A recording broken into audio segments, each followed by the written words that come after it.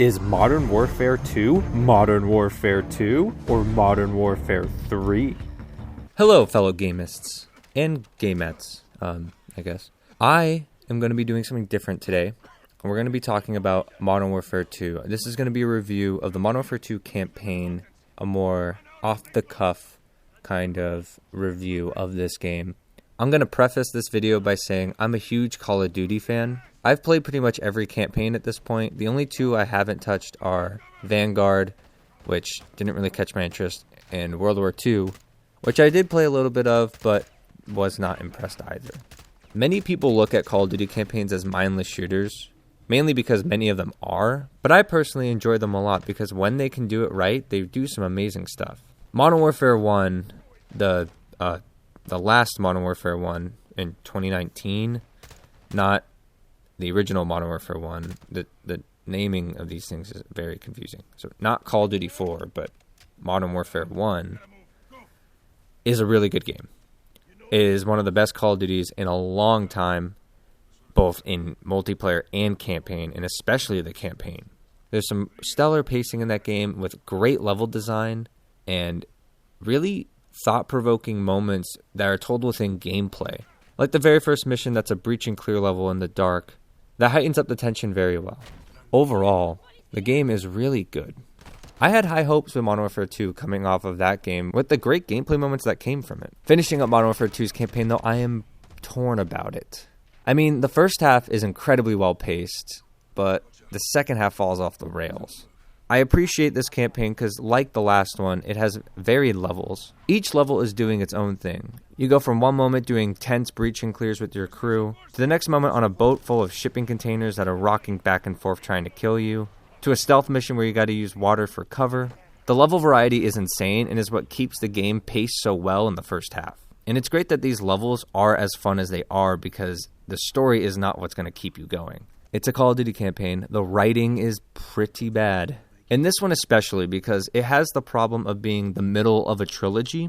It's the kind of story that really goes nowhere and is just spinning its wheels to build itself up for the finale. Not only that, but it plays it as safe as possible. This game is desperately trying not to offend anybody. And look, not every game needs to have some profound message or anything, but when you are dealing with subject matter as touchy as the ones that Modern Warfare 2 tries to deal with, you might want to pick a side instead of doing a wishy-washy back and forth Ubisoft style of writing. And it's a shame too because the gameplay is definitely trying to make some statements. There's the famous de-escalate the situation by aiming a gun at civilians, which is questionable. It's trying to put players in uncomfortable positions of breaching and clearing like they did in the first mission, but now in a civilian environment, and how that changes the dynamic completely. Now, Spec Ops: The Line, this game is not even close. But it is trying some things. I can appreciate it for that. Whether it executes on them well is another thing, but most games, especially on budgets like this, don't even attempt it. The first half is full of a great sniper level that is rivaling All Ghillied Up in its approach. It takes the All Ghillied Up sniper sections and expands on them in really clever ways, giving the player a wide open area like they've never seen before in Call of Duty 4, and letting you tackle the sniper section in whatever approach you see fit. Do you want to go guns blazing? Do you want to strategically line up every shot? Do you want to use tear gas to lure enemies out in the open and snipe them then? It's one of the best levels in the game. Even when Call of Duty inevitably comes back to its more mindless shootouts, this Call of Duty reframes those levels in unique ways each time. One level has a shootout within a ravine that's constantly pushing you down the end of it. There's another with deadly shipping containers sliding back and forth at you. And another that's Call of Duty's best attempt at replicating Uncharted, with a cool chase scene that has its highs and its lows. This is where my torn feelings start coming into play. For as cool as that chase scene is, where you're jumping from car to car, hijacking different vehicles, shooting up people, it lasts way too long. It overstays its welcome tenfold, and lacks any exciting music to keep the pace going. The second half of the game introduces enemies with armor that become bullet sponges and completely ruins the time to kill in campaign. Now, time to kill is usually something mentioned in multiplayer and is a lot more vital there, but balancing enemy health versus your own in the campaign is very important too, and this Call of Duty campaign muddies the balance by adding these bullet sponge enemies where a full clip can go into them and they still won't die. Call of Duty has done this before. I mean, everyone remembers the Juggernaut.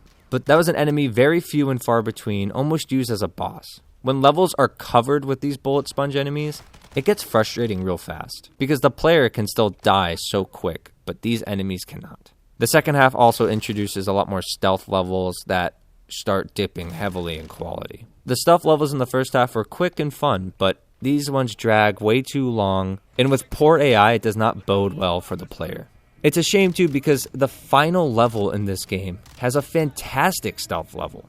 To be as spoiler light as possible, this final level has the player stuck in a room with these armored enemies and no weapons to attack them with.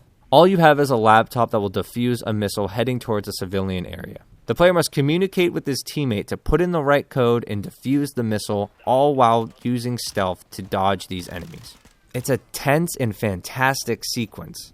It really got me feeling like the action star in a Mission Impossible movie. And it's a shame that all this tense buildup deflates so badly at the last second. Right as the gameplay builds to a climax, the rug is pulled right from under the player. And they are literally ripped out of that sequence to play as another person in a building next door. It is a crying shame. The campaign flip-flops between this a lot. Modern Warfare 2 is nowhere near as consistent as Modern Warfare 1. Or Modern Warfare 1. The highs are high, but the lows are really low. And it makes me torn about recommending the campaign to anybody. If you're interested, it's short enough that it's worth a shot. The campaign might not have as long-lasting of an impact as Modern Warfare 1 did, but it's still much better and more creative than many of the cookie-cutter shootouts that Call of Duty is known for.